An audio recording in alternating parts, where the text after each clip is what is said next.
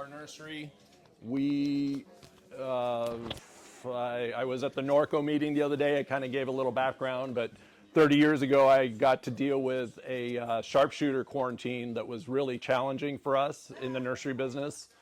And so that got me involved in, or prompted me to get involved in a bigger organization. At that time, it was Nursery Growers Association, and a really small group. We were able to go up to Sacramento and get some help, and ultimately we, as a group, went to Washington and came back with about $5 million in help. And that was the seed money to come up with some solutions for sharpshooter, which now is the protocols that we follow. You know, you guys are aware of other fruit flies and fire ant quarantines. So I kind of think that, you know, regardless of what you grow, whether it's chickens or mushrooms or, you know, these issues ultimately affect all of us. And so, you know, I'll just kind of give you a little more background on En-Gage. You know, in 2006, my water bill went through the roof, and, you know, that made me aware how local regulations can affect land use. You know, at the end of the day, it's money. At the end of the day, if you can't make money on what you grow, there's no future. So I got involved on the water side of it. And so my passion really is for land rights, property rights, water rights, you know, and then I kind of hand it off to other people to do with that as they wish, because without that, there's really, you know, you have more houses, less farming. So we started En-Gage, and so it's kind of been hobbling along here. I've recruited Audrey a few years ago, off and on, so she recently came on with Greenbelt Growers full time, and one of the missions or one of the projects I handed her is, I said, here, you know, you get to help me with En-Gage and let's go forward. And lo and behold, we have this quarantine, and it's a big challenge. It's a big challenge for, you know, whether you're growing oranges, but Brian called me and he says LA County is not letting him bring avocados over there. So this thing seems to be getting legs, you know, and we saw with COVID, you know, 2 weeks of masks turned into 2 years. You know, my thought is I encourage everybody to get together, you know, figure out some solutions and work together to move the ball forward. And so with that, I'm going to give Rick a minute or two and then introduce, all right, so Rick Maslenko, I'll speak for him. Okay. You know, he's been really instrumental in getting together an email list, more on the water side. He puts out a newsletter. Without him, you know, I couldn't do this. So it certainly has kind of been the two of us carrying this baton on the water side again, but you know, you can do a lot. You can do a lot. So it takes people with different skills, and Rick has been, you know, he fills in the gaps. There's so many gaps in my skills that he fills perfectly. So I'd like to introduce, actually I'm going to let you introduce the ag folks or the agency. I'm going to start with anyone who did take the time to fill out a card. If you could pass it forward to me now. We'll start with those questions.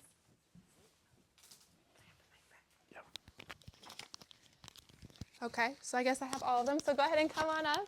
We have Eric from the Ag Commissioner's Office, Mark and Francisco from the USDA, and Nawal from the CDFA. They're here to talk a little bit more, oh wait, I brought a special slide for you guys. A little bit more about the quarantine.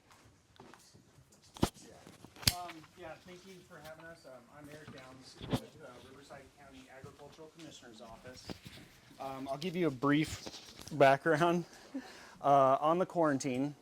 The first fruit fly, Oriental fruit fly in our region was detected on September 12th. As a result of that, the state does what's called delimitation trapping. So they add more traps to the area to basically kind of determine the pest presence and population. As a result of that, a substantial population was discovered in the Redlands area. Since then, to date, we are up to 694 flies, of which 26 were found in Riverside County. The quarantine is now up to 554 square miles. It's one of the largest fruit fly quarantines in California to date, both in size and the amount of fly finds that we're seeing. The good news for Riverside currently in our area, our last detection was on November 28th. Since then, there have been no new fines in Riverside County, and we're hoping it stays that way. I need a piece of wood. Excuse me, you Yes. said that they were found in Riverside, but in what proximity to this area were they Gotcha. found? So the first fly was found in Calamasa. Since then, there's been 4 in Calamasa, 1 in Beaumont, 11 in Moreno Valley, 9 in Riverside, and 2 in Jurupa Valley. When you say numbers, are you saying fines or individuals? Correct. Individual fly fines. Yeah. So the 26, that's the breakdown. Riverside's a big area, so where in Riverside did you find it? So in Riverside, in this area, there was actually a couple within about a mile of this location, and then the rest were in the Wood Street area, and then right in the middle, kind of on Horace off of Victoria. The expansions occur whenever we get 6 fly fines within a 3-mile area. And that was basically the Wood Streets as well as 2 located by UCR's research campus. That was the 6th trigger. And then they do a quarantine area 4.5 miles from those fly fines. And so that's what basically expanded the Greenbelt area to be included into this quarantine. The fruit fly itself attacks over 250 different species. Right now, obviously, our biggest risk is obviously the citrus in this area, but there are a lot of crops. As we move into different seasons and different temperatures, we have to shift our approach to what the risk crops are. But again, right now it's citrus. The timing of the quarantine, unfortunately, was a little late. By the time we got into the quarantine, in order to do the pre-harvest treatments required to move the fruit kind of conventionally, the treatment cycle was 82 days. So that puts you way past the window of when the traditional navels and Valencias in this area would be picked. Moving forward, if we're going to be in this quarantine for a little while, we will. I think the earliest we're looking at is August of this year. If the eradication efforts can really get a hold on this population. And again, CDFA has successfully eradicated every single oriental fruit fly to date that has been established in California. So the eradication efforts work. We need the state to be able to get in there, do the work, eradicate this, and then hopefully in time, we'll get the negative data that will support the eradication of this quarantine. That's a brief overview. We have members from CDFA, California Department of Food and Ag, as well as USDA, United States Department of Ag. We're all here to answer questions, get the correct information to all of you, and pass it on to one of you. No, I think you covered everything basically, and we will just are here to address any questions. Okay, let's start with the cards and then we can move on to questions from the crowd.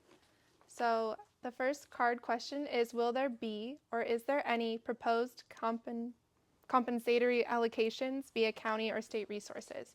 So is there going to be any compensation for loss in profit? From everything that I've heard, there are no funds available for crop loss due to a fruit fly quarantine. That said, that is from conventional either federal, state, or county funds.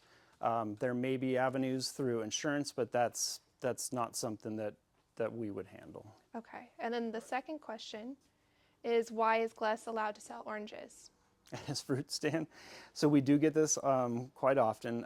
Gless does have considerable groves that are located outside of the quarantine area.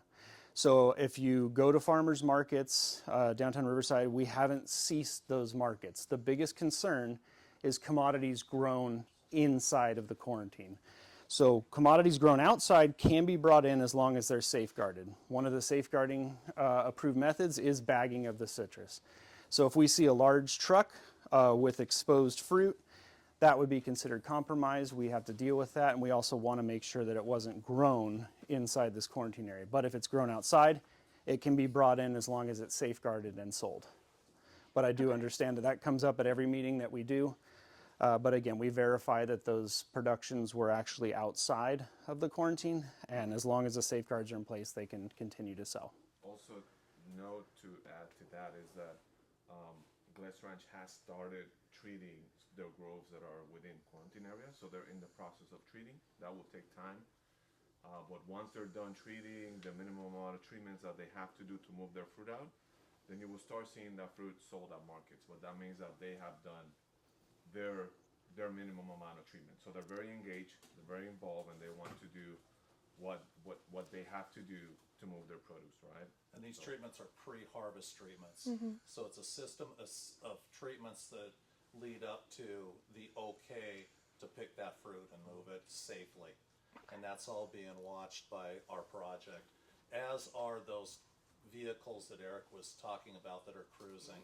There's a section in our program called regulatory, and what they do is they'll drive the streets, they do compliance checks, and they also look for those people who shouldn't be harvesting and or selling fruit not correctly. So those are the guys, the state, the county, the federal groups that'll go out and they'll discuss what they see and make sure that, you know, the rules are being followed. Can you take a second and explain what the pre-harvest treatments are for some of the people here who may have not taken the time to look that up or know yet? Sure. So pre-harvest bait treatment is basically a bait station, a temporary bait station that you apply this product. There's a combination of products, but basically you're applying a bait mixed with a chemical or an organic bait that already comes that is effective against fruit flies. So let's say that right now if you start treating, you have to cover at least one life cycle of the fly, and that will be, let's say, I think it's close to 60 days at the moment, right?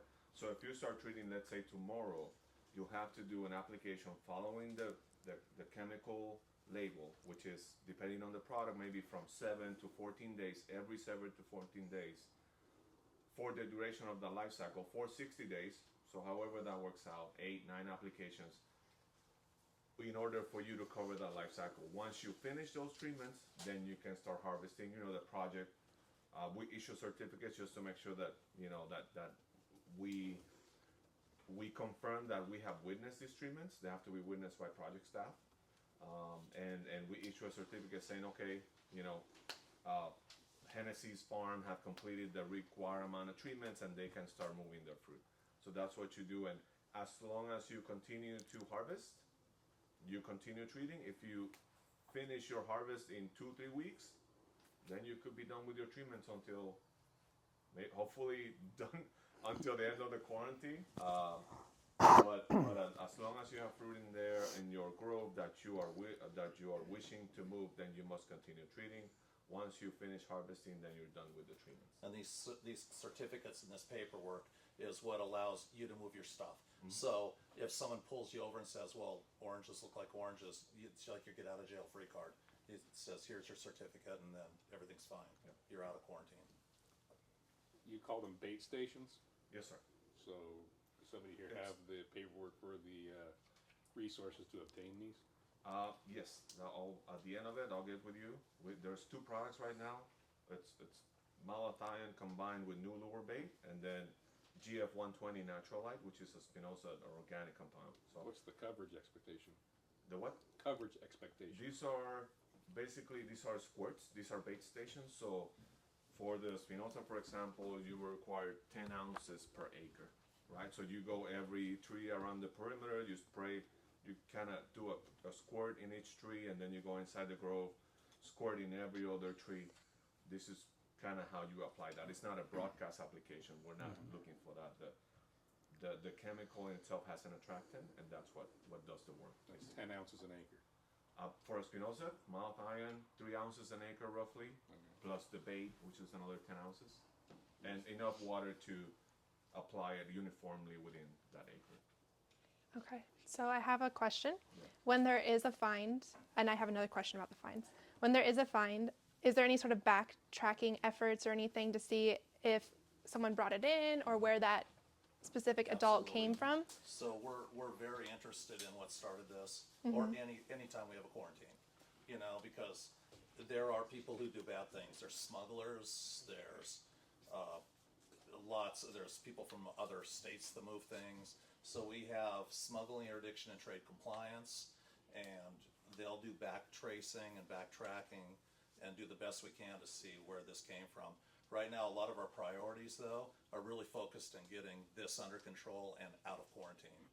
So, but and we have already started the process of looking into how it started, and that will go on. But the focus of our team here is to get you guys out of quarantine as fast as we can. So my second question, UCR and the Wood Streets are just over or more than 4.5 miles from where we're standing right now.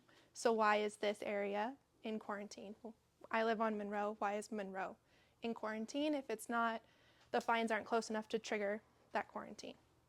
And so again, So how did you determine putting our neighborhood in there as well? So it was a 6 fine in a 3-mile area. Okay. And they build kind of a blob or circle around those 6 that trigger it, and then it's a 4.5-mile extension around that whole grouping. Okay. Not each individual fine, but I mean you could theoretically do that as well. But it's the 4.5-mile around that grouping of 6 that extended it. And again, there was So one. because they were found at the park or near the park, that included our These entire... 2 that are here just happened to fall into it, but they didn't actually trigger a 4.5-mile extension. Otherwise, we'd probably be into the Corona Riverside boundary. Okay. Any other questions that anyone has or would like to share? Is there no way, like, so we have to bait, but we can't, like, check if the fly is here? Like, We're- what, I mean, like, we're a lot of doing the that. fruit is not infested here yet, right? So There's no way other than the baiting. we haven't detected a mating population in Riverside. So we haven't found a mated female or larva. It's all been males and I believe one unmated female in Riverside. So we haven't seen like what they're seeing in Redlands where there is a mating population. So there's no, like, way that we could do, like, 100% inspection or something on fruit that The problem is tell that it's in there, or? it can be tricky depending on the life stage that the fly is at. The adults are flying. The easiest way to get them is to attract them to a trap, the same attractant that's used in the bait and insecticides. But the female will lay microscopic eggs underneath the peel of a fruit. That's why they prefer soft-skinned fruit. The egg slowly develops inside the fruit, eats it from the inside out, causes it to prematurely ripen and drop. And then the larvae pop out of the fruit, go into the soil and pupate.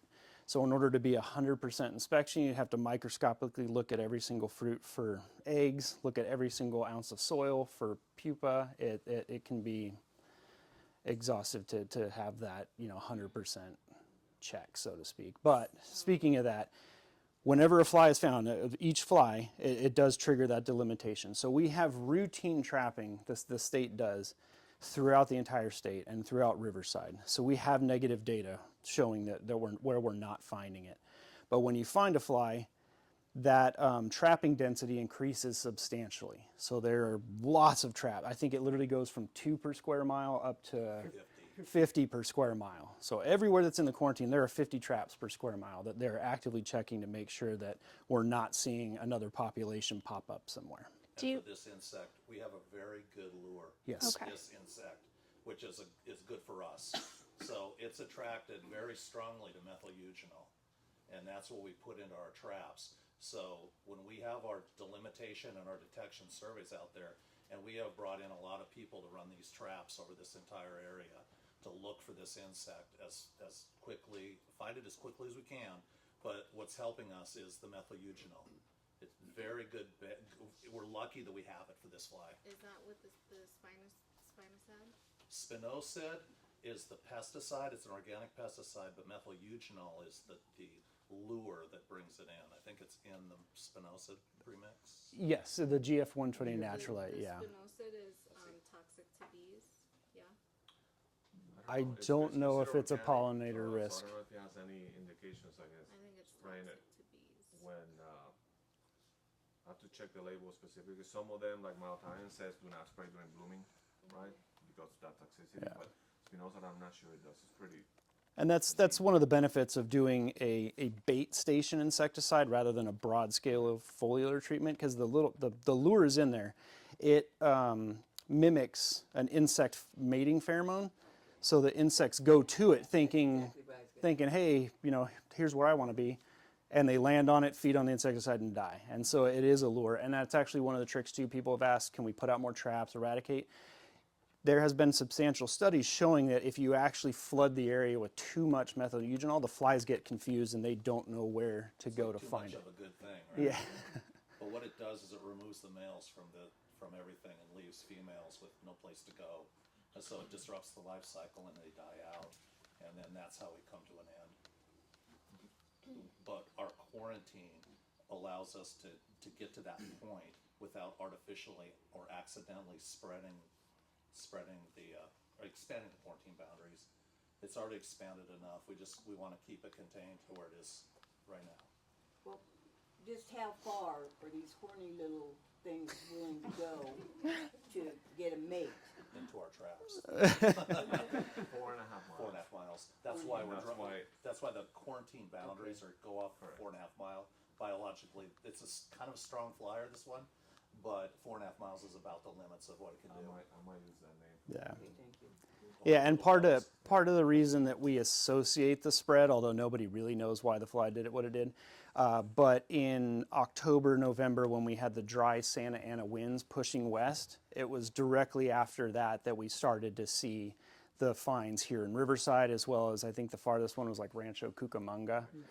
So they just hopped on a nice little wind channel and sailed over here. So, and again, in 2024, this year, there's only been 3 fly finds, and they've all been directly in that epicenter in Redlands. So our big hope right now is to allow the state get these eradications in place, do what they need to do, and see where we're at in spring. Because as it warms up, that's kind of our next, milestone, so to speak. Our worst fear is that as it warms, everything that's in the soil, the pupa, they emerge, and we start it all over again. That's where the life cycles come in. So a life cycle will expand and contract with temperature. So now it's kind of cool. The cooler it gets, the longer the life cycle. When it warms up, it gets shorter. So that's why you'll see these fluctuations in life cycles as this goes on. Well, it's been suggested to us that we just let our fruit drop and forget the whole spraying business. It sounds like what you're saying is going to be a bad thing if it all goes back into the soil and just regenerates. The life cycle of the insect is when the fruit drops, if it's there, it jars it into going into the ground. I mean, I can't make your business decisions, but I would probably consider trying to get the fruit off the ground. Get the fruit off. Yeah. The way the regulations state, if the host commodity or the crop isn't leaving your site or production site, you are meeting all the regulation requirements. So we can't force you to do anything above and beyond that. We can only enforce the quarantine as Yeah. it's written in the So regs. that's the risk, is the spread. Now, and so this also goes back to the eradication effort. Depending on the find and what it is, the eradication efforts, if it's a mated population, there is fruit stripping required. They do soil mitigation treatments. But then above that, with like a single male, it's a foliar and adjacent. So they just apply bait stations on host commodities within, I think, 100 meters. And then beyond that, they do what's called a mat splat, M-A-T, and that's a male attractant technique. That's where they put them on power lines and everything through streets and corridors. Again, to remove the males from the population. Yeah, So when you're saying they are doing it, who is they? that is CDFA. Yeah, well, actually USD as well. It's a cooperative. Yeah. Yeah, everything is cooperative here So you said 82 days was the treatment cycle currently. currently? Remember, it's a moving target. No, I think it's And 60. fluctuating with temperature. Yeah. Okay, I get it. Yeah. And you were saying it was 10 ounces or whatever, 3 ounces of another one per acre. Okay, so are they, being you guys, going to drop this stuff off for us to make applications? So the treatments that the state and the project are doing, those are part of the eradication efforts. If a grower wants to do these, that's to meet market compliance, and to move that product off site, that is at the cost of the grower. But we will be there to walk you through the process and help you out as best we can. So how many applications of this juice are we applying in that 80-day cycle right now? So right now, again, we're about 60. So if you're using Maltine every 2 weeks, right? So think about 2, 3 per month. So you 4 do per about month. 5, 6 applications from the time that you cover that first life cycle, you can start moving. So Per acre. So you're looking at Depending on the size of 36 your acre. treatments. Correct. Depending on the size of your grove, you have five acres times 5. So what's the current cost of the application? I don't know per That acre I how don't much. know. If you look at Mount Zion, the price goes up and down.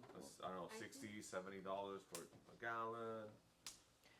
You know, it's a market price range. It was like $3.50 maybe per treatment. For 2 gallons?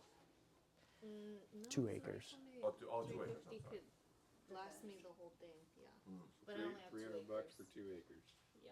for the entire current 80-day cycle. Per treatment, I think she said. Per treatment? Yeah, because it's a 2-gallon. Was it per treatment? Oh, I didn't think it was per treatment. I don't know. Sorry. Well, we can I don't know. figure I didn't- it I'm out. not- Because I'm not it's so a good. moving I'm not- target because the price does fluctuate. If you do it, of course, you say a bundle. If you hire, there's companies that are selling the service of going and applying for you. Of course, that's an added cost. But you know, it depends on how much acreage you have. It might not be that expensive. Actually, maybe a couple $100 for the whole thing. Because you only need, if you use Mount Zion, you only need 3 ounces of product per acre, right? So. Again, So for it all depends. financial questions, CDFA, USDA, or Ag Commissioner, is anyone providing any financial assistance for any part of this? Or is it all going to be on the growers who wish to sell their product? So there's no financial assistance of any kind, even for disposal? No, okay. Seems like counterintuitive. And then I might need clarification on Unless this the question. treatments or the eradications are part of the eradication So unless procedure. unless it's an eradication procedure initiated by your departments, it's going to be completely on the farmers. Correct. Okay. And then, We will provide support to you in the ways we can. If you call us and make appointments, we'll help you with the math. We'll help you, you know, not with the application. are you going? but So we you're can- not going to help with the application, but you'll do the math. Yeah, we can help out. okay. where we The can. treatment plan. Right. Right, Okay. And we'll Yeah. make sure that, you know, your certificates are in order and everything. We do what we can. So we cannot purchase or apply this product without a certificate. So you have to have some sort of pesticide certificate to purchase the product. Is that right, Terry? And it kind of depends. As an owner operator, if you own your grove and you are applying the pesticide, you're not hiring anybody. I do not believe you need to do it. It's when employees or something come into place that, So I that could go to permit Nutrien conditions. without any sort of. But Nutrien might license. require you because it might be a commercial So grade where pesticide. else would I buy the pesticide? That I don't know. We did reach out to our large scale pesticide suppliers at the very beginning of the first lines just to make sure that this product was going to be readily available. The last thing we wanted is people, including the state, to not have the chemicals needed for it. Okay, and so I might need clarification on this question, but once the fruit is picked, what should the farmer do with the fruit? What should we do with the fruit? We either have to pick it or let it fall on the ground. So is there any recommendation for what should happen? Sorry. So Let me get some clarification. I heard you say that the question was, the comment was, we've been told to let the fruit fall on the ground. The concern there is if the flies are in the fruit, it falls on the ground, then you're just letting the fly breed on your property. So, you know, there's a few costs in citrus, and picking is a big one. So for a grower to strip 10 acres, I think I heard it was 1 million pounds of oranges. I'm not a citrus farmer, that sounds like a lot, but this was from a farmer who farms. So 1 million pounds, what do they do with this fruit? That after they strip their fruit, what do they do with it? It's in a quarantine area. and that one's it's kind of tricky. I mean, so like I said, the regulations state that unless it's meeting pre-harvest treatments, it can't move off site with the exception of if it's processed on site or sent to a processor. So if you want to send to a processor like a juicer, you can do so without any treatments. You do need to have a compliance agreement in place just so that when they issue those limited movement permits, everything's in place. But that is an option. However, with juice prices, we don't control the market or anything. From what I've heard, you're basically breaking even. In other words, all the costs associated with getting that to the juicer and the juice price, it's a break even. But at least the fruit was used. As opposed to being in a quarantine again next year, that might be an investment somebody would be willing to make. But as part of your eradication budget, if a grower wanted to take their citrus or whatever to the landfill, would that fall within the eradication budget? And again, I think that would come down to the find, what the find was. So the traps are in place. So under this scenario, if there is fruit infested, it drops to the ground, a new population emerges, and now all of a sudden either a larva is detected or a mated female, then that site would be covered under eradication protocols for fruit stripping, soil, and that. But obviously we don't want to get there. We want to cut things off before that happens. But again, all we do as regulators is just follow the code, and the code says that it just cannot leave the property. Jennifer? So I heard that in Redlands, the ones that are actually being eradicated, they're actually bagging it and trashing it. Double bag and trash. Move it off the property and trash it, we'd have to double bag it, otherwise we'd get in trouble for transporting it correct, or Well, that's a we can't even do safeguard. that. You know, we wanna, again, make sure we're not causing it to move. And if we're in there, that's where the flies really are. So we use pretty thick bagging, we double bag it to make sure. Like if someone drags a bag when they pick it up and throw it in the truck to move to the dump, sometimes they get a little tear. It's all about safeguarding the material when they move it. And it can be composted on site as long as it's buried at least 1 foot. Is that correct? Yeah. You said something about treating on site. What would that be? In preparation for selling or what? So there's two different, if you're treating on site, you're doing treatments to meet a market regulation in order to move that fruit commercially. But the eradication treatment effort, that's different. That is treatments that are done in place to eradicate this pest and get us out of the quarantine. But treating on site, now somebody told me that you could wash your fruit on site. Is that something you've heard of or not? Wash? Yeah. It's not in the fruit. It's not. Bring in a washer and treat it on site. That's what somebody told me. So we have a list of approved treatments, and that is not an That approved is not treatment or one. process for us. Okay. It sounds like, to me, like the big boys like John Gless are the ones that are going to come out smelling like a rose here, because they're going to be able to sell their fruit no matter what, and we're going to be screwed. That's just what's happening. Go ahead. There's a cost for treatment if you want to move your fruit, and that's borne by the grower, right? And then if there's an issue with a mated female or larvae, then there's eradication, and that cost is borne by. That's correct. State. That's I correct. see. That's a correct statement. How much does eradication cost an acre? You guys had to figure this out by now. Wow. That's a lot of variables there. I do believe in the recent So- governor's budget, there You guys was, take your budget and invest it into eradication. I do nothing, or you can be proactive and help me move the fruit at a lesser cost. It seems kind of ass backwards. You're right. Because, so the growers do nothing.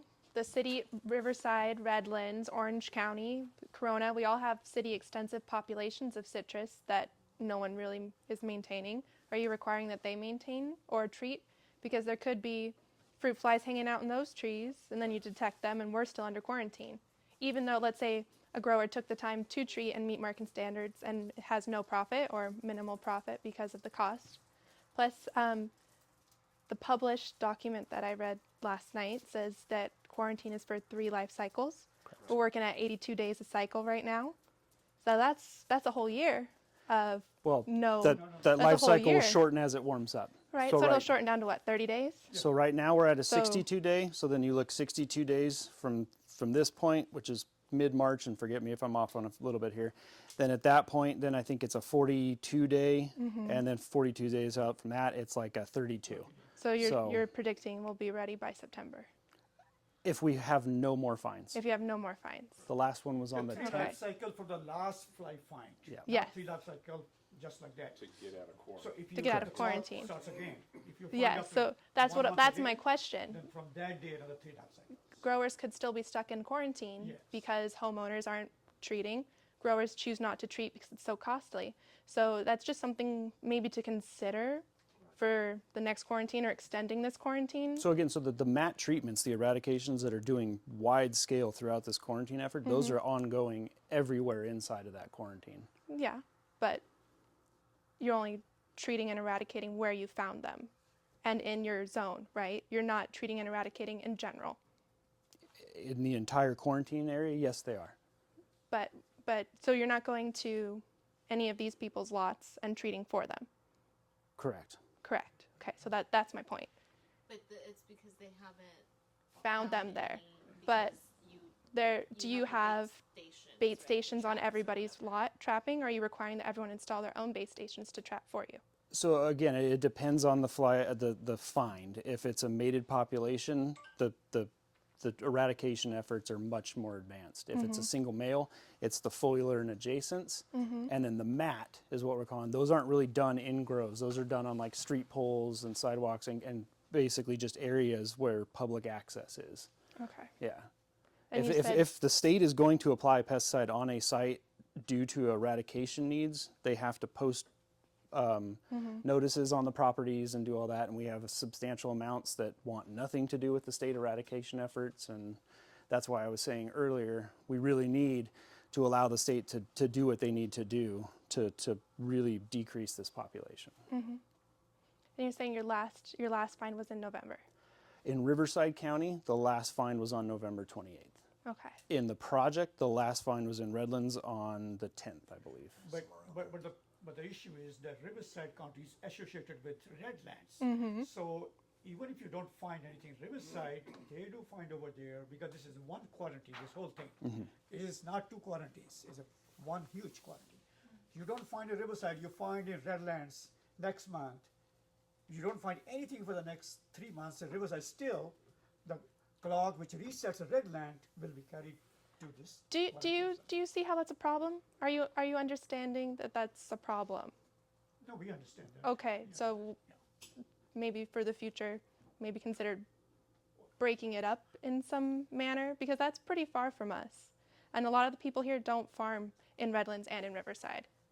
That's not the norm. That's a unique situation for someone to farm This in is what both happened is cities. when you drop 4.5 mile Yes. from that find site to Redland, I didn't know that the Redland is also Riverside County. This is something like that. We thought the Redland is a San Bernardino County, but we found out there's some Redland in Riverside County too. So that's how the 4.5 mile, it extended into Riverside County. That's how you are in this. So So this seems more like it's an ounce of prevention is worth a pound of cure, and it's somewhere along the lines, maybe Redlands or somewhere else, people didn't take their medicine and now we're on the hook for it. Is that about right? Like really this bigger area than where the core is in Redlands is to really sort of start us not being the next domino to make every other one fall throughout. Is that accurate or not really? If I'm following you correctly, the issue is, even if it is, say, right here, the problem is the based on the biology of the fly and the 4.5 miles, if we were to shrink it and say, you know what, this is Redlands problems, it's not Riverside, but you shrink it, then all of a sudden all this market opens up. If that fly then moves again, like what we saw when this first got established, it just starts it all over again. And so by doing this large scale, they want to make sure that they're like effectively taking all that quarantine area and shrinking it back down. The ounce of prevention. Yeah. But before it came our way, was it really that Redlands, or somebody there around that area, they weren't following all of that, and that's why it has moved our direction. And then if we don't do that, it's going to continue to move further out. That's possible. And that's what I'm trying to it could be. understand is the preventative versus. So the idea of a quarantine is to keep it contained in those quarantine boundaries, so it doesn't keep blowing out and get the whole state put under a quarantine. You know, we also have trading partners we answer to who are also very keen on what's going on here. And that's why, and they all know that California always eradicates fruit flies. It's kind of part of the culture here with CDFA and the counties. You know, we find quarantines all the time. There's 7 of them in the state right now. But we always move to eradicate here. Fortunately, that comes with a little bit of extra work to get out of quarantine. So if you looked at these fines, it would be like, remember Spirograph, that thing where they draw the circles all over? Each fly has its own 4.5 and mile arc. It's a series of them that blow out. And when you look at this, they come in more or less in that quarantine line when it all comes together. We're trying not to make the quarantine worse for anybody than we try to take it to biologically sound lines, so we're not taking it out as farther. We're trying to keep it in where it needs to be. Unfortunately, this is as good as we got right now with all those detections. Yeah. And part of that too is, like you said, it might be Redlands problems, it's not Riverside, but if the state doesn't do all these eradication efforts according to the eradication plan, the federal government can step in and say, you know what, this isn't working. Now we're just going to consider the entire state quarantined. So now you have LA saying, well, why is this LA's problem when it's really here? And so, unfortunately, it does expand out to areas where we may not have a mating population, but you have to draw the line somewhere, and this is what the regulations state. Is the sharpshooter eradicated? No, unfortunately, so... So that, no, let me finish. Is the Asian psyllid eradicated? No. Okay, this is not eradicated. So what are you guys doing to eradicate these pests? The sharpshooter's been around for years. So there are basically 4 stages with it when it comes to invasive species within California. The first one is called exclusion. That is setting up at the border stations, working on smuggling routes, identifying areas of concern where commodities are brought in illegally. That's the exclusion. Stop it from coming in, don't pack a pest. Unfortunately, we can't be everywhere all at once. The next stage is detection trapping. That's what we do routinely to monitor, hey, if something gets past us, what do we have in place to identify it if it's here? That's the detection, and then with a fly find, you get the advanced delimitation detection. The next step is eradication. That is what is currently going on right now. If that fails, you move to a pest management program, and that is what we deal with RIFA, that is what we deal with the Asian citrus psyllid, and that is what we deal with glassy wing sharpshooter. And again, that's to emphasize my point, we need to allow the state to get these eradication efforts in place so that we can go back to step 1 again. And just to add to his question, actually, if that makes a little, that the fruit fly quantities, I would say at least minimum 50 fruit fly quantities that we have handled so far. Yeah.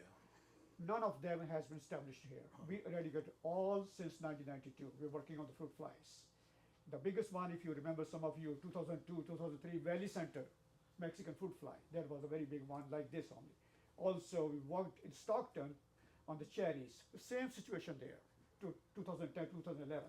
So up to date from 1992, which I started working with the fruit fly, still working after that, 30 years, not even a single fruit fly has been established in California. All quarantine has been eradicated. So that's the answer there. So we are very confident that this will be eradicated. It will not be like ACP. That's a totally different animal. ACP and those, is an internal feeder. We can take care of it. Yeah. So I've been sitting back there listening.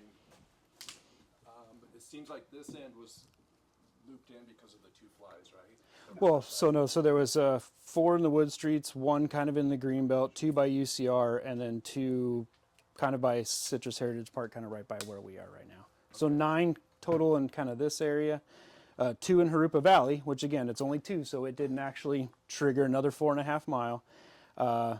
11 in Moreno Valley, 4 in Calamasa, 1 in Beaumont. Okay, so if everybody behaves and there's no more flies here by next October or by next fall? Right now, with no more fly finds, and again, the last one was on the 10th, I believe it's late August that we could get out of it. But there's more flies in Calamasa. You can't shrink the quarantine area? I see what you're saying. And so traditionally, quarantines never shrink. They either go away or they expand. Yeah. Okay, so we're looking to not be traditional. So I can guarantee you that Riverside County will make a proposal if we get to a point where we no longer have, or we have successfully gotten through 3 life cycles without a fly find in our county. We are going to make a very big push to deregulate certain areas. That said, That's going to involve every single person on board. And even if we do that, the deregulation might be very good for this area, and we might push it back here. Obviously, probably Moreno Valley would shrink a little bit. But again, if the epicenter is right here, right on that border, part of Riverside is always going to be included until the eradication But efforts. everybody in this room is Yeah, above yeah. this knob here. Yeah. So if they all behave, I think, what I'm hearing is that if everybody in here stripped all their fruit and got rid of it, that's a huge investment. But why would I do that if they don't? It's not going to shrink the. Yeah, and again, the biggest So thing why is just would I make that investment? not moving that fruit and allowing the state to just successfully do their mat treatments. It is extremely effective on the males. Okay. It works very well. Yeah. Are we not paying some sort of tax on our property taxes for vector control? I have no idea. I'm not vector control. Okay, because I'm just wondering, are you guys involved with mosquito control? No. Or any of that No, stuff? no. Okay, that's a Yeah, different. ours are agriculture pests, and one are like human or health concerns. Yeah. There was another question in the back, sir. As I recall from the meeting in Norco, this Yes. is like the worst ever for this fruit fly? This- In the quantity of fines? Correct. In California history. Okay. And is that because of inefficient measures in the Redlands area, or because somebody cheated and just decided not to follow protocols, so we're all still suffering their consequences? Why did it get to that point that it's now the worst ever out in Redlands? So we don't know yet. Yeah, But that's something we have our people working on to try to get that.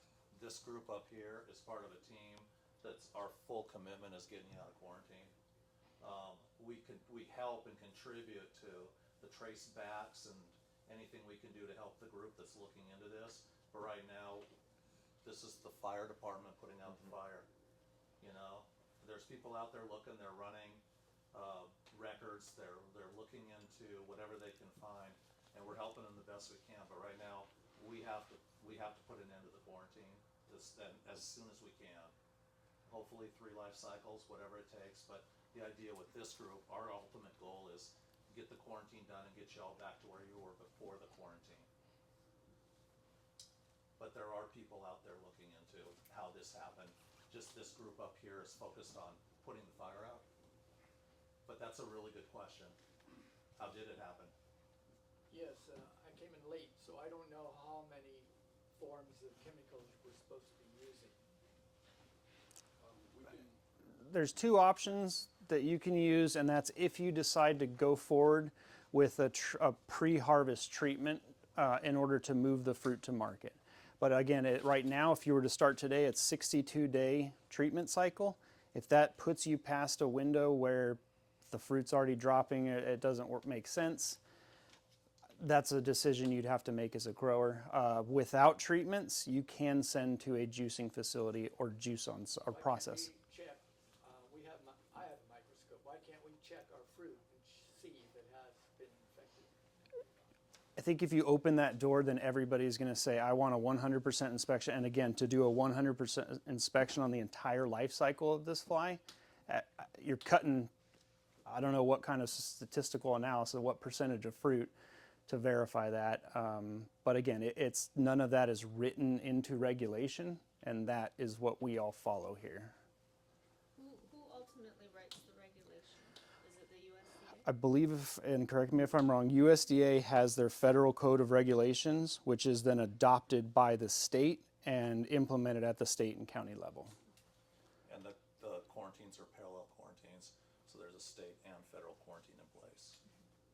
And also, this is their kind of a trading partner kind of thing, the international thing. So if you don't put 4.5 mile, it will be difficult to export too, basically, because they require kind of thing, the minimum. Yeah, and I would assume most of you here are small scale growers, not huge, large scale commercial, but as a result of this, our export market for citrus has been completely cut off.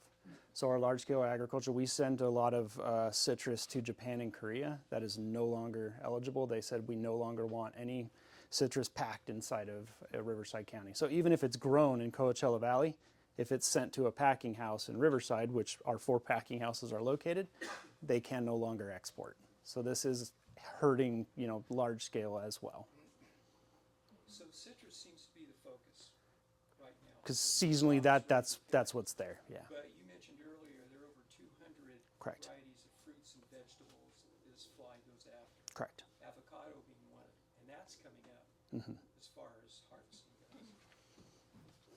So, Yeah, so we have to look at it risk base, and as the seasons change, we determine what the risk commodity is, and that's kind of where our outreach and everything goes. The good thing is, like I said, in order to move to a conventional market, you have to meet that pre-harvest treatment.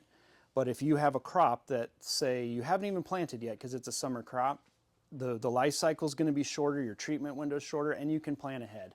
And that's what I spoke of earlier in saying just the timing of this quarantine was really unfortunate, because by the time we got into it in Riverside, the treatment cycle was already pushing past the normal anticipated harvest date. But another thing I do want to point out, Hass avocados are not actually listed as a host as long as they are on the tree. So what does that mean? As soon as you pick it, yes, technically it becomes a host, but as long as it's safeguarded, and then safeguarded at all times, wrapped, sealed, bagged, it can continue to market. But all other varieties of avocado are a host. We call it a conditional host. Yeah.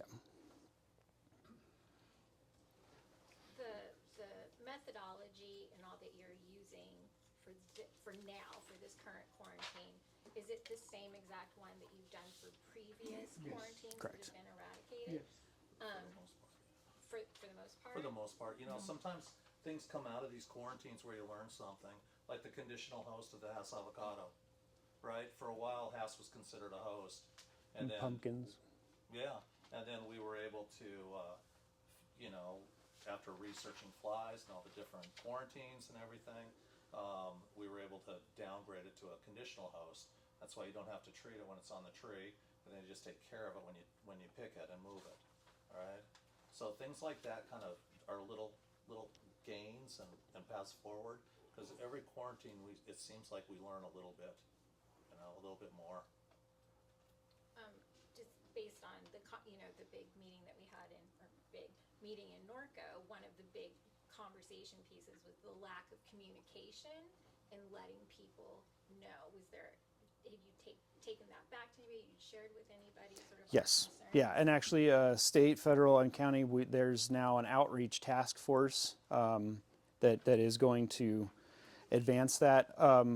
Again, with Riverside County, and we all work together on this, it was a risk-based approach. So obviously, it was our large-scale packing houses, commercial growers, then we work our way down to smaller certified producers, farmers markets, and then at the lower end is residential. The other issue with that is, as a regulatory agency, if you're a residential small farmer, most of the time you're never going to see us. We don't regulate you. You don't want us to regulate you. It's only unfortunate when we get into these quarantine zones where that's in place. But short of sending mailers to everybody, which is in place from what I've heard, it's hard to reach out to growers that we essentially don't know exist, so to speak. And again, we have so many people with the state and the federal government working on this, but there are 7 quarantines throughout the state, each one with their own teams and task force. When we started this, every single one of us was completely understaffed. We still are. We're dealing with what we can, but yes, there is now a good push for high-scale media attention, getting a little bit more known. Unfortunately, it seems like what happened with large-scale media is they covered all these fruit fly quarantines in Central California, so to speak, or Northern California, to the point where when this occurred, conventional media kind of said, we've covered fruit fly enough, we don't need to cover it again. I don't think that perhaps they got the right information to show how substantial it is and why it's affecting, because now this is the first one where we're actually seeing commercial crops being affected. That's usually not the case historically. They're usually in very small, like kind of residential communities. And so it's slightly easier to tackle. But with this, again, it was large scale trade. Like we had to tell producers and packing houses that they couldn't do export anymore. And so we've just worked our way down. But yes, there has been a lack at residential outreach, and believe me, we are working on that. If somebody's harvesting citrus right now, when would they have had to start their pre-harvest treatment? for this area? A few months? Since the beginning of the quarantine. Yeah. 85, 90 days, Yeah. 92 days, something like that. Yeah. About 2 months, close to 2 I don't think anybody in Riverside is eligible yet, right? The first, No. I think, You'll see some harvesting people that are going for juice, yeah. Right, so you'll see people with, harvesting that. That fruit can move to a juicer. There's a approved juicer, and there's some regulation there. You'll see some of that picking, but yeah, nobody has actually finished treating for fresh market in this area. We're getting close to it. Okay, maybe one more question. Yeah, with regard to the fruit that's dropped and you want to dispose of it properly on your property, what are you recommending? So your options are you can double bag and take it to a landfill, but the other option is to bury or compost on site, at least as long as it's 1 foot deep. Yep. That is an option. Dig a pit and then just bury it. Yeah, as long as the however deep the pit needs to be to fit the oranges, but the orange on top of the pile is 1 foot underneath. You didn't answer my question. What types of chemicals do you have to have? Just one type? There's two options, the malathion with a Nuller, I believe, and then a GF120 natural light. Which is spinosad. That's the organic method or option. Either one would satisfy? Yes. Correct, and you actually do have the ability to interchange them. Some growers have opted for that because I believe the malathion has a 7-day re-entry interval. So if you have a limited window to harvest, you might want to do your last treatment on the organic option with an REI of 4 hours so that you can get in and start the harvest earlier. And isn't malathion a cancer-causing agent? I couldn't answer that. I just know it is approved for use in California, which is not an easy thing to do these days. So California's a joke. Spray the entire state with that shit. All right, so if there aren't any more, I think we've covered all of the important questions. So thank you for coming. Of course. We appreciate you so much.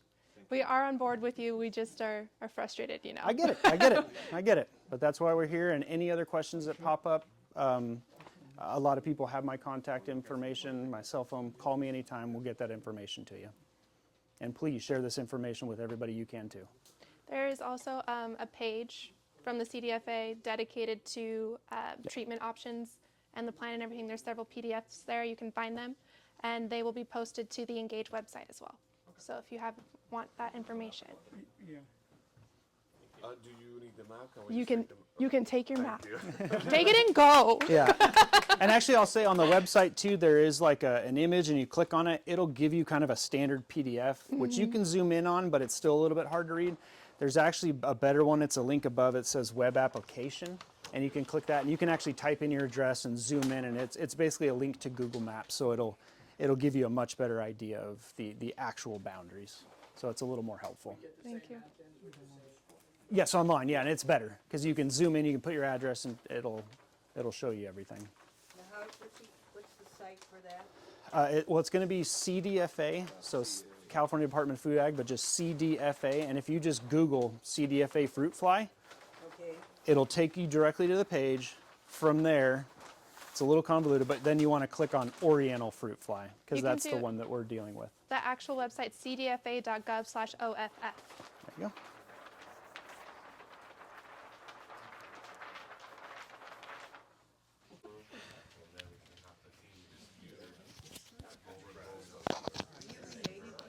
No. I'm related to the good guys. Don't worry. Carl? Yes. I'm Carl's daughter. That's what I thought, because you have like really excellent teeth. Oh, yeah. Your mom. Yeah, I got a dentist for a mom. So we at En-Gage thought that this would be a great time to kind of give an example of what we could do for the community. And part of that is that we do have the option to write a letter to the Ag Commissioner and petition the quarantine. Wait a So minute. Why don't you ask those guys to go outside so we can hear? Yeah, 'cause they're. Hey guys, take your conversations outside. Thank you, sir. Okay, thank you. thank you, Rick. I'm not as bold as you. I'll just talk louder. Yeah. Okay. I'll wait Do patiently. you have a background in ag or something? I do. I went to the University of California, Riverside, and I got a degree in plant genetics and dabbled in entomology and pathology. Okay, genetics, okay. I Yeah. was just curious. Yeah. And then I got I broke down and I'm working here now. No, I'm kidding. It's wonderful to work with my family. I love it. So as I was saying, there is an option for us to write a letter to the Ag Commissioner and express how we feel about it. So we did take the time to put together a petition and a letter. I have a couple copies of it if any of you would like to actually read it, but it is highlighted at the beginning of the petition. So if you would like to sign it, I'm going to go ahead and pass it around.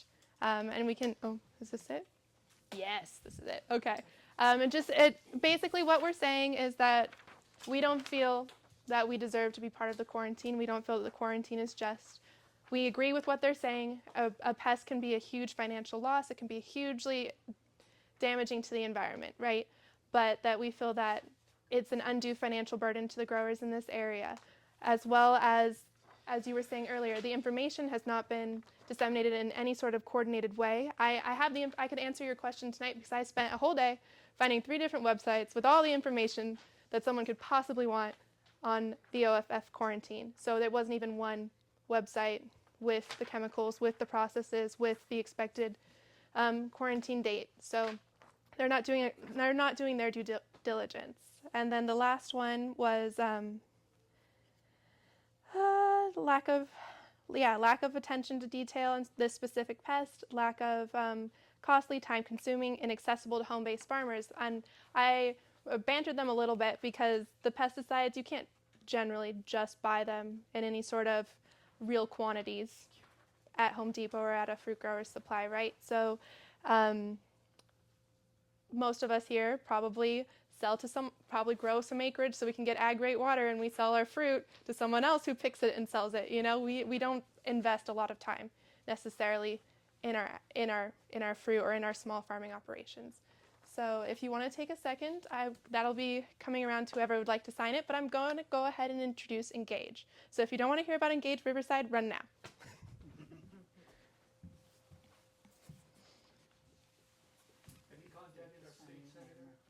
No, I have not contacted the state senator. I just called Eric, who's the representative for the Ag Commissioner's office. Going to the senator is a bit extreme because he can't really do anything besides pound his fist for us, right? So it is the Ag Commissioner's responsibility to make that decision. So it's better to go straight to the source than to make a loud fuss when we don't have to. The Ag Commissioner is I wrote his name on here, I believe. Ruben Arroyo. The deputy, Daniel Delgado, is the deputy for our specific area within Riverside County. We are in the 1st district. Their information is available on the County Ag Commissioner's website. Big phone number, big name, big email. If you want to contact them directly, you could. Okay, so I start with history because I feel like maybe not everyone knows. I know a lot of people are not native Riversiders. A lot of us are transplants, right? We've come from somewhere else, and they don't necessarily teach local history in schools anymore. But we have this wonderful, magical place where we live called the Riverside Greenbelt, or you happen to live near the Riverside Greenbelt. And what kind of turned our desert wasteland into this burgeoning agricultural area was citrus. And I think that everyone's kind of familiar with the history of citrus. It likes dry, hot places with a lot of water. And we are dry and hot, and we have a lot of water. But the problem is the water was in the river. It was in Redlands. It wasn't here. So Matthew Gage had a wonderful idea. He built a canal. And what made that possible was that he was able to incorporate, right? He was able to get people to buy in and exchange shares for water. So now everyone here has water rights, and they're a coordinated, unified group working together. And through that effort, he doubled the amount of citrus production in Riverside and really put Riverside on the map. So he created this Gage Canal Company. Now the people in Riverside really loved their wide open spaces. And so in 1979, they voted Prop R, which preserved open spaces in Riverside. And wasn't necessarily agriculturally specific, but everyone said, we love our views, we love open space, we like not being on top of each other. I don't want high density housing in my backyard. So they made Prop R. And then in 1987, they realized that there was no protection for agriculture. And so Measure C, which was passed, which specifically protects agriculture and designated our area, so everything within this blue line where we live here, as an agricultural preserve. And you can get this map off of the website at Riverside City, and there's even more just open space preservation. So open space historically is very important to the people who lived in Riverside, and I know it's very important to people who live here now. I think that's wonderful, right? That we get to enjoy a rural lifestyle and big sky views, but 20 minutes down the road, there's, bars and downtown life and shopping and all of that, right? And so now, present day, why are we here? Why does En-Gage exist? Because that way of life is under threat. Because our resources and our rights are under threat. Because there are plenty of people who would like to stop farming or take what we have, or take our water and put in more houses. Now, is there a law in place that they can't do that? No. So Prop R Measure C is not a law. It is, it can be undone. And that's part of why En-Gage exists, right? Because I went to UCR. So I grew up in Riverside and I went to UCR and I went to school with, 20,000 people who are not from Riverside. The Riverside they see is downtown Riverside, right? They see cities and they see crime and they see a place they don't want to be. And so I'd bring them home for dinner, because I live here, down the street on Monroe, bring them home for dinner and they'd be like, I didn't know this was here. This is beautiful. And I didn't even know that this was in Riverside. So it's not something that Riverside advertises. Like, nobody knows that we're here, right? And so we're just prime land that could easily be subdivided into cute little condos or turned into a lovely shopping center and gas stations and malls, right? And that would be very profitable. And so, Prop R Measure C is not a law. It is it's a preserve, so it could be undone, especially if the voters chose to undo it or the city decided to undo it in the new city plan, right? That's in the hands of the city council. That's not in the hands of us as the individual, to the extent that they make the decision, but you vote for your representative. So always keep that in mind, right? But I would like you to meet En-Gage. So En-Gage was started by my father, who is he's a little bit of a modern cowboy, right? He's taking on the city and water rights, and he's working very hard to preserve everyone here, to preserve everyone's water rights. And I'm sure most of you know a lot about it, especially if you are shareholders. So how many people here are shareholders in the Gage Canal? Okay, quite a few of you. So you've been getting Rick's emails, right? And so you're very, very up to date with what's going on. So he wanted to do more than just tear down the house, right? He wanted to have a solution. So he founded En-Gage, which, with a very simple mission: protect, preserve, and promote agriculture and open space in the Greenbelt. And now the open space was kind of my addition, right? I really enjoy having large open spaces. It's beautiful. It's fantastic. And I think that is probably the biggest benefit that we as a neighborhood can offer to the rest of our city, is that open space, that place to be recreational. There's people riding bikes, there's people riding horses, there's people, CBU uses our neighborhood to run up and down, and there's the Heritage Run, right? Open space is important. It's important to quality of life. And so these are great goals. Protect, preserve, and promote are great goals, but where is the tangibility, right? I can stand up here and talk about it all day, but what are we going to do about it? And how can we as a community make any real change? So our overarching goals as En-Gage is to provide a platform for accurate information. So if you had questions about the quarantine that just happened, to be able to provide a platform where you could find that information. And we did have a blog post go up, I believe, yesterday, with all of the key information on it and those PDFs as well. So that's something that we could do, provide a platform where everyone could come and find questions and share important information about agriculture and what's going on, right? And then community outreach, taking time to talk to people, educate people. I'm sure a lot of people that move here to Riverside don't know that they could own shares in a company and have cheap agricultural water. They don't know that their land comes with that right unless it's been severed by a deed, right? So a lot of people don't know that. We didn't know that when my parents moved here. And that's on the responsibility of the homeowners to tell each other. And you have the right to go and ask for your water rights back, but who knows that, right? So sharing that information with people. And then organized marketing efforts. Like I said, no one knows we're here. There's not a central place for farmers in Riverside to take their produce and to grow and to sell it and to have people know to come there, right? And that was one of our biggest complaints last year at our first meeting, was people were like, I have nowhere to take my stuff.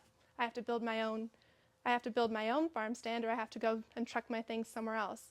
And so what could En-Gage do? We could market, we could bring the people here for us, right? If we were all working together, we could bring them to us and save ourselves that effort. We could provide a united front. So that's what we want to have at En-Gage, is a focused vision. So we live in such a beautiful, beautiful place, and we are lucky to have our rural lifestyle. We're lucky to be able to be recreational farmers. We're lucky to be able to have a few acres and grow some produce and sell it to someone else who takes it to the market for us, or grow some produce and take it to the market on the weekend. It doesn't have to be our livelihood, right? And then we're also lucky to have people who this is their livelihood, and they have a place where they have inexpensive water, and they have relatively few regulations, and they have neighbors who are understanding to what comes with agricultural life. And so that is fantastic that we are in this haven.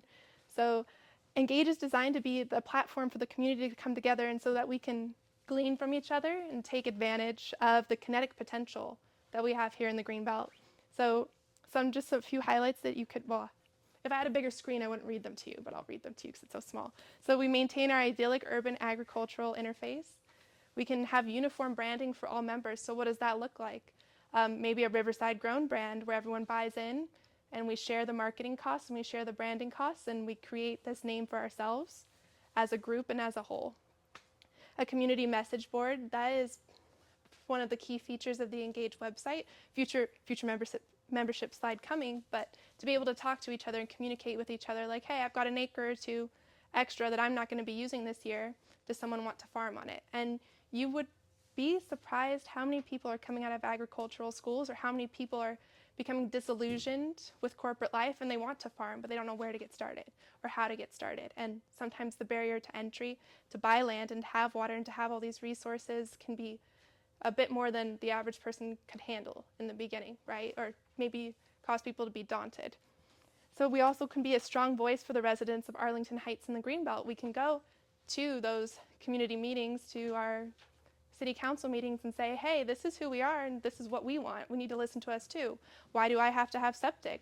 Why don't I have upgraded internet? Why are my phone lines still all up, you know? Why are my street lights always out? Why is it dark? How come no one takes care of the weeds or the gutters on the city property? These questions, if we came together, we would be stronger together and have a stronger voice, right? And these are all things that were brought up at a community meeting last year where the city council person was there, as well as the chief of police was there. And so I'm just parroting questions that I've heard people in our community, complaints that people in our community have brought forth. And so we could also restore Riverside's reputation for providing great produce and for being a place where there's fantastic food and promote food security. I mean, very, very, very recently we went through a pandemic where the shelves were empty, and we were lucky to be in a place where there's food in our backyard and there's food very close to us, and that is an invaluable resource for the future. So community action plan, this is the part where you all come in. Right now, En-Gage is only a very small group of people, right? And I cannot do everything on my own. And so En-Gage really is a platform for the community. So we are looking for some community buy-in, and we're in a place where that is essential to us being able to grow. So what could you give to En-Gage? You could give expertise, you could give time, monetary donations, your resources, or share your story. I think share your story is huge right now, is talking about the local farmer, talking about the modern farmer, and just talking about what it means to be a farmer and what it is to have this life, right? And that is a great way to share with us and help us get some content and get our name out there and get known. Right now, behind the scenes is so small, and that is great news because there are plenty of improvement opportunities that you could all help with. Leadership roles, locations to host the next meeting potentially, ideas and suggestions. What do you want to see out of En-Gage? So En-Gage is for the community. It's not my mission. It's not Carl's mission. It's not Rick's mission. It's not Brian's mission. It's not anyone's mission. It is Arlington Greenbelt's mission and what's best for all of us, residents and farmers alike. And currently we are filing for 501c3, so before we were a normal corporation operating under a nonprofit status, but we will be an official 501c3, which means any donations to the corporation will be a tax write-off, which is nice. And then we are, easiest way to get involved is just by becoming a member. So to become a member, it's super simple. We can have membership signups through the website. So I have a screenshot of the website right here. There's going to be right here a member login on the main thing. It is free to sign up right now, potentially with a future suggested donation of a minimum of $5 just for operating costs of paying the consultant to keep the website going and keep the forum up for us. I already signed up, so this is what it's going to look like. You'll have the member sign up sheet And then from there, you can go here to your member page. And so you'll have, you're welcome, you'll get notifications, information, and then to access the resources, you have to be a member. And so on resources is posted things like community meetings, updates that you might want to know about ag policies, and conversations that you might want to be having on future decisions that the agricultural boards will be making. Forum posts, so we can talk to each other about what's going on in the neighborhood, or like, hey, I've got, 40 trees that I'm not going to pick. Does anyone want to come pick them? Things like that, questions, comments, and then blog posts as well, highlighting people that live in the Greenbelt, highlighting concerns that might be coming up. So like I said, there's one about the oriental fruit fly currently up right now.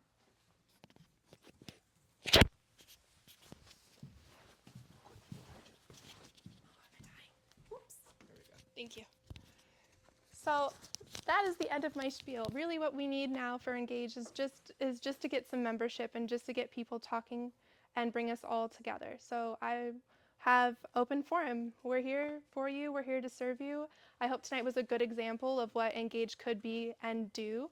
And I was fantastically excited that they came and they were willing to talk to us, because that was quite a bit of work to get them here. So it was amazing that they took us seriously. And so any questions, comments, concerns, thoughts, completely open. Just a comment. I was speaking to them as they left, and I congratulate you all because they actually enjoyed speaking to you. They tend to end up in very aggressive meetings, and they appreciated that you were adult and that you had good questions and that you were willing to work with them.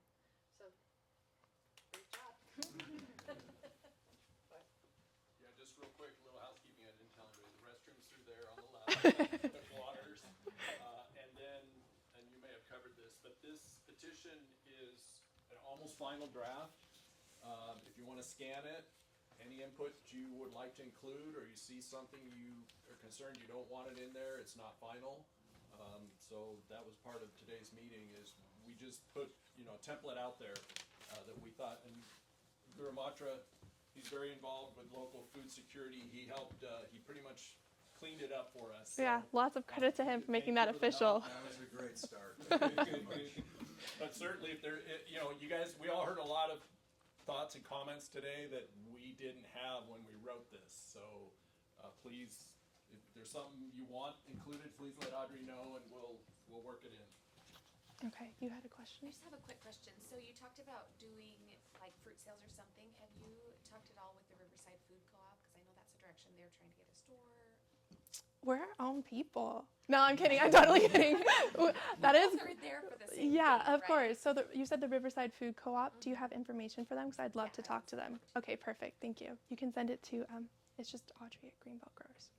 What did she say? So Riverside Food Co-op's in our area, and they, they gather a box every month of produce from local farmers. Oh. So like Guytown Family Farms and Corona and all those ones that you see, and I can sell to it. I'm a backyard farmer.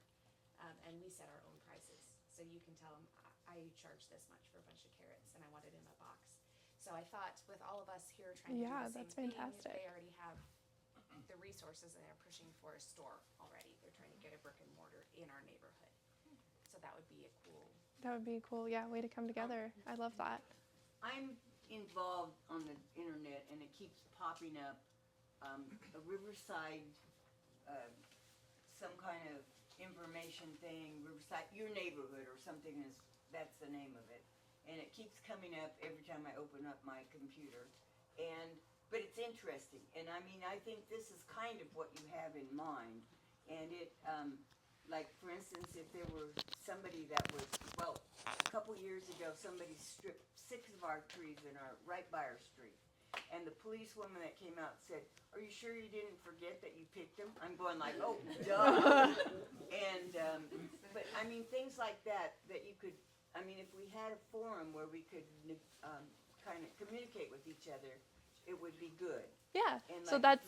having like a neighborhood garage sale. I have so much junk to get rid of, but I don't want to have a garage sale in my house because I'm so far from the street, and now they're having all these follow you home murders and stuff, and I'm reluctant to have a garage sale and then have somebody see what I have. Yeah. And like a year ago, somebody stole our car trailer, and so I mean, it's just, I don't think I'd want to have a garage sale now. But anyhow, but we could keep.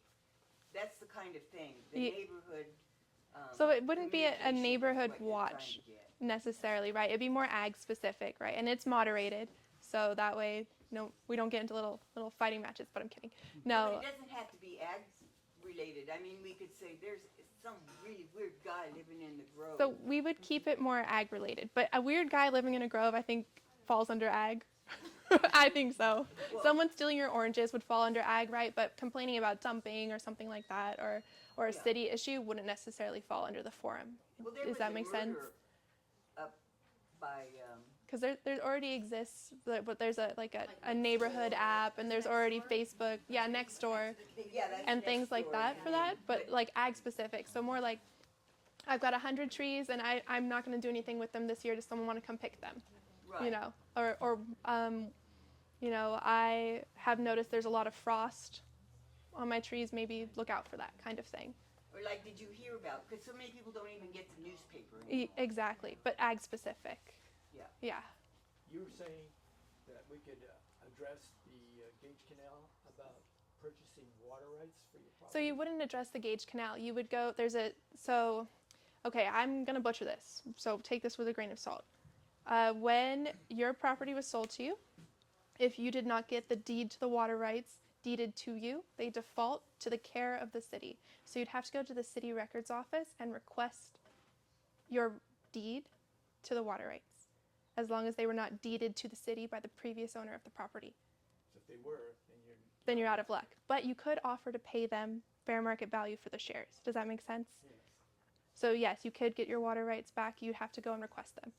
And that is in the bylaws of Gage Canal. So you'd have to reference those. I did not reference them before this meeting, so I'm not 100% correct. We can become a member, then ask you the question, and you'll send us. And I'll send you, you're asking me on the spot, but I know that you do, as long as the right to the water and the shares were not severed from your property by deed, you as the property owner have the right to go down to the city, who is the steward of the shares, and request those shares for your property.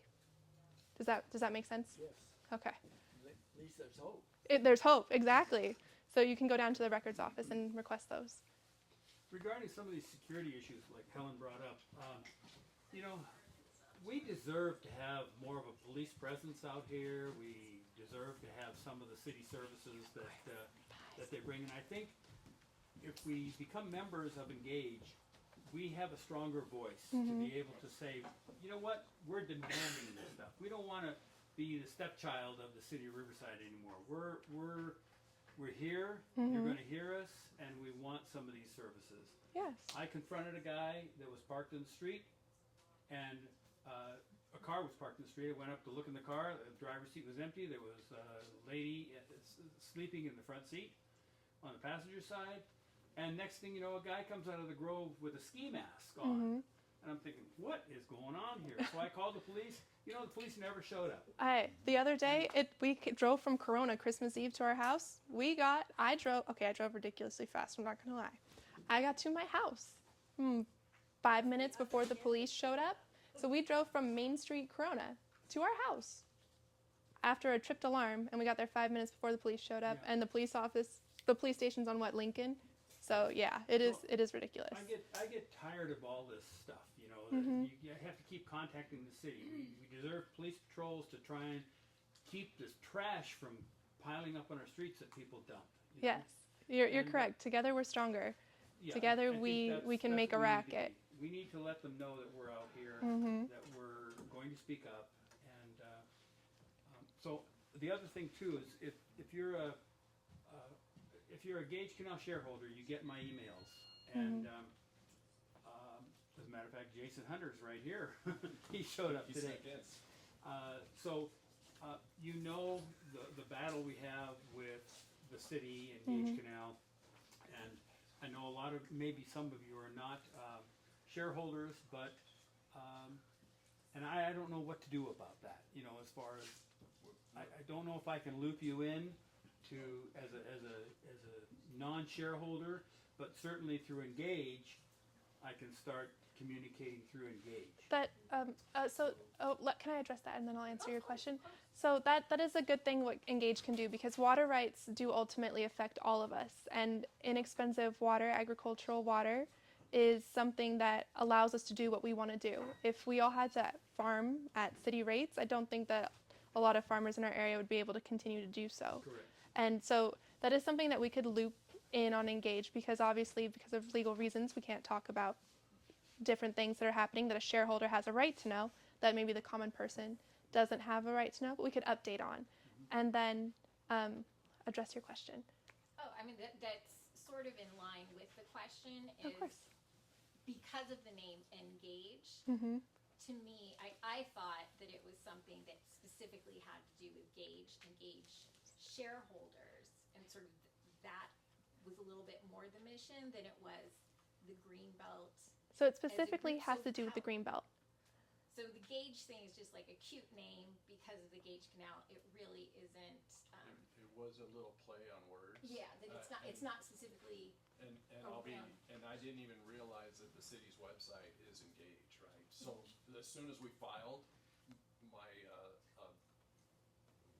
got a call from the city's attorney like 10 minutes later, like, that's our name. It's like, no, we're .org, you know, so, and ours has a hyphen in it. But really, it was, obviously Matthew Gage created all this, right? It wouldn't be possible without him. But it's a play on words, is you gotta get engaged. Nobody's gonna do it for you, you know, and that's really was, at some point, you gotta grab the reins, you know, the horse is there, but you're gonna have to do it. And so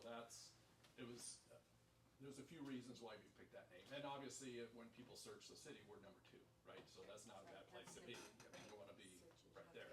But to be clear, the group's mission, like sort of the purpose for the things we're going to talk about, are not necessarily all Gage water. So No. That's what I wanted to be clear on. Yeah. There's overlap. Well, yeah. But that is not the sole. Absolutely, yeah. So there's overlap, our and that's what Rick was mission, saying. It's a little bit.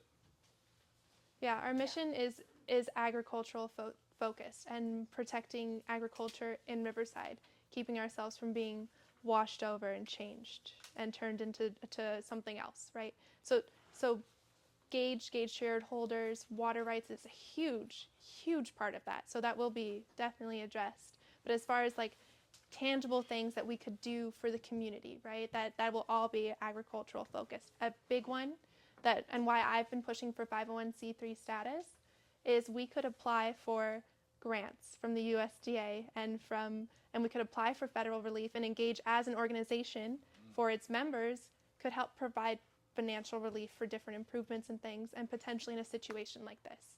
Because you as a farmer, you as a homeowner can't apply for those grants. You have to have a nonprofit, and then the nonprofit can distribute the funds based on whatever the qualifications for those grants are to the people in the community and to the members of En-Gage.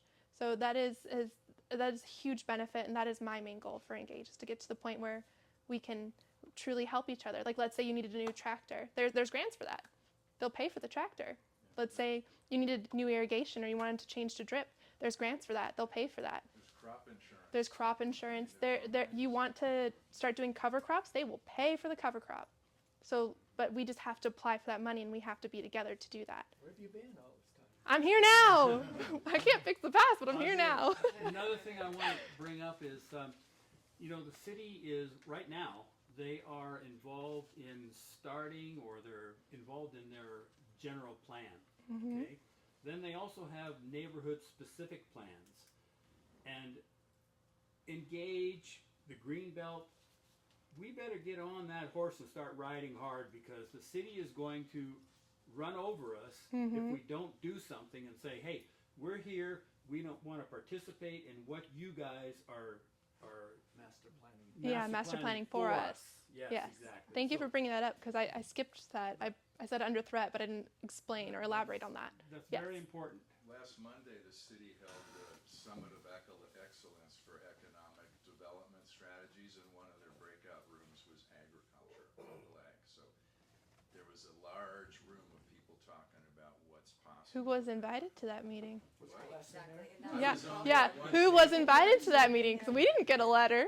I sent you guys a notice by You did? email. I said, yes, we need some growers there.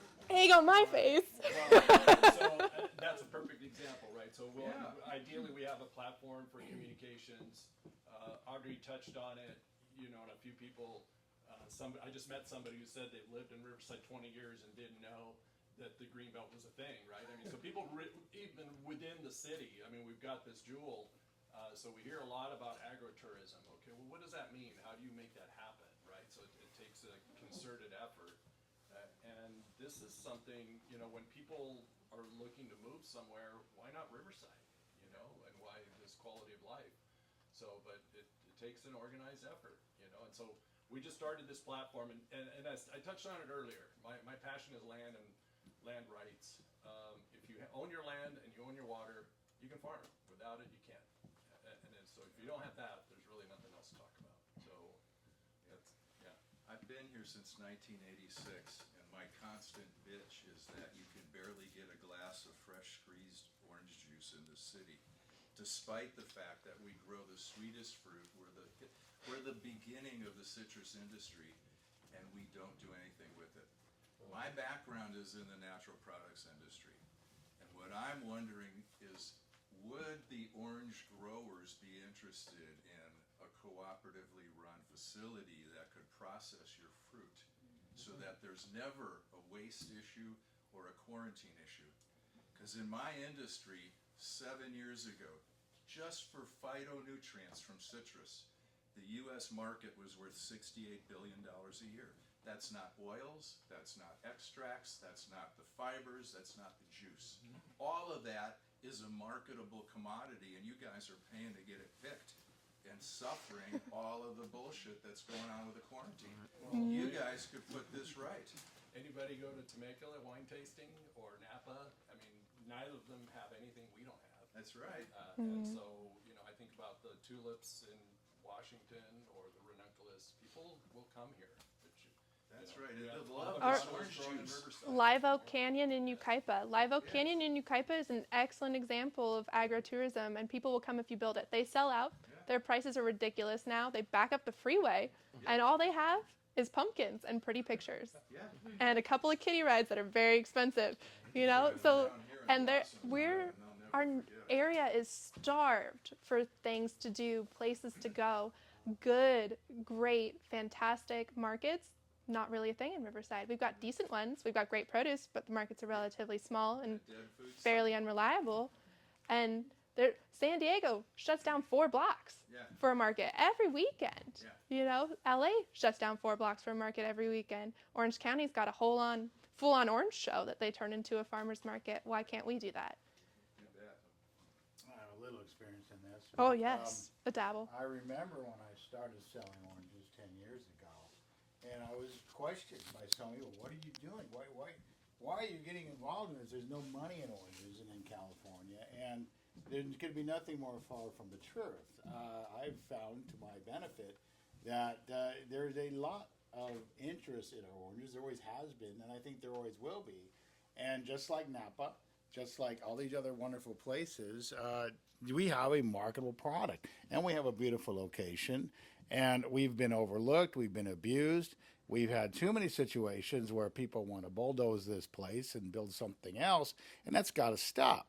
Because all you got to do is walk down and steal one of these oranges on the street, and in the process, you're going to have the best orange you've ever eaten. And it's been that way my whole life. Anytime I go to a farmer's market, I'll have 10 competitors, and 9 out of 10 times they'll buy my orange because they're better. End of story. We have a truly magnificent product. We always have had such a product, and we got to get behind it before it's all gone.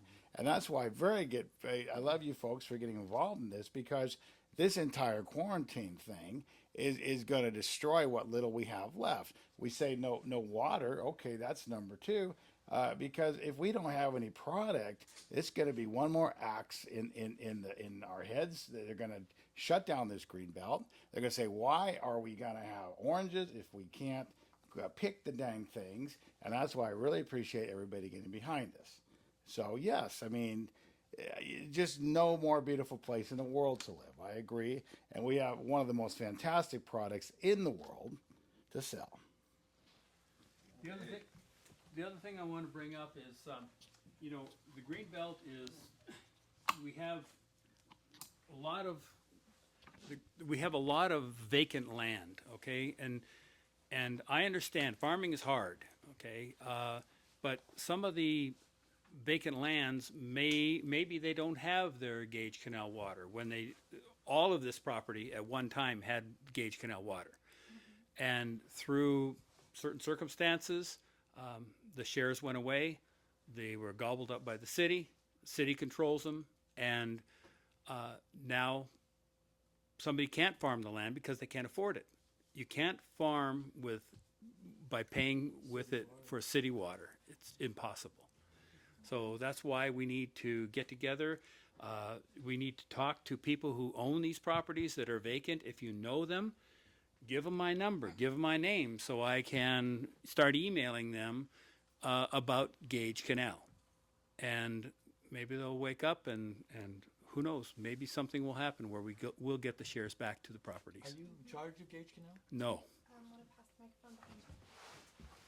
Oh, I don't know if I need to be recorded, but we were just at the Dana meeting, the downtown area neighborhood group on Monday, and they're talking about wanting to get going the Citrus Blossom Festival again. Yeah. They're looking for people to help them with that, and I would imagine that if some people here want to get involved, people will go. So like my wife and I were in Amalfi not that long ago, and you go there for the coast and the views, but you buy citrus stuff there. That's all, everything is citrus related.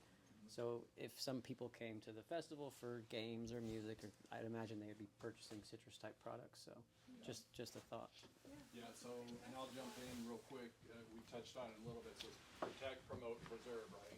So protect, unfortunately, sometimes it takes legal action. There's been a lot of talk about that, but, you know, without the water, A, being in place and B, protected, I mean, you know.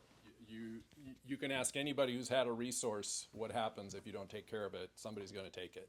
So you have to protect it. And then in order to make it in California, you have to put it to good use, and that's subjective, and that's where farming comes in. So you got to keep using it or somebody else will take it. So that's, you know, En-Gage is a place for us to communicate and make those things happen. And that's farms back into the education is what Right. En-Gage offer. A lot of people are not educated about water rights or land use rights or things like that in California. A lot of people moving to our neighborhood wouldn't even think about that. You know, they came from a condo where they got a bill and their water always came, and they don't even think about where it comes from or what that means, right? And so that's something that En-Gage could offer as far as education goes. And like landowners that move here that don't know that they have rights, that vacant land, the owner may not even know that that land came with water rights. For future, how many of you have grandkids or kids that are going to take your farm?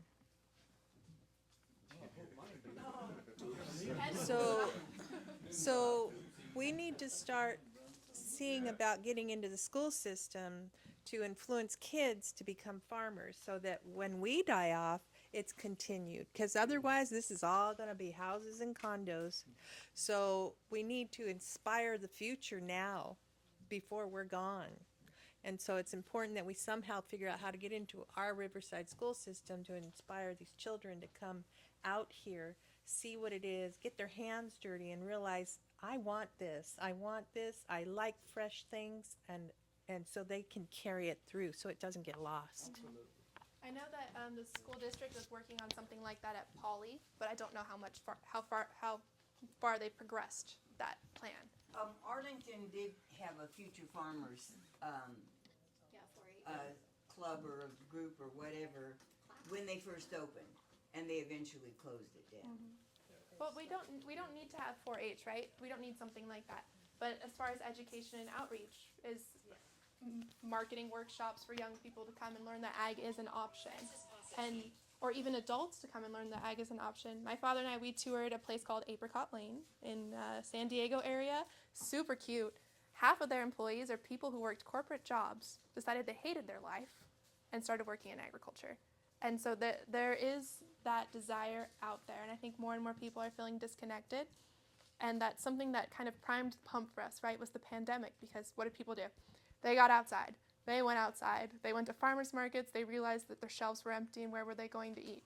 And it kind of reignited this idea as that we are connected to the land, because as a society, we are lucky. We are lucky to be so close to food production, right? But as a society, we're separated from that to the point that our food is just packaged, and you never even think about what farming is. It's just this giant environmental disaster that's destroying the world, right? And that's not true at all. And there's so many fantastic things that we could be doing. And just education in general, right? But someone has to do it, and it can't just be me. I'm one person, and I also work for Greenbelt, and I want to have a life. So we need more people to help, and these ideas are great, but we need more people to help make this happen and make this real. Otherwise, it's just an idea, and it's just a web page on the internet. I just want to say, great presentation. Thank you. There are examples of community groups like this throughout Riverside that are very effective. I was the former president of Neighbors of the Wood Streets, which is the community group that represents the Wood Streets close to downtown. And because you have a lot of neighbors that were passionate about their neighborhood and really enjoyed, had pride in it, and they were willing to advocate, and they were organized. I can tell you, that group was about 15 years old now, so it's not quite where you are. You're just starting off. You're not going to be quite as effective at the beginning. Whenever we had a problem with the city,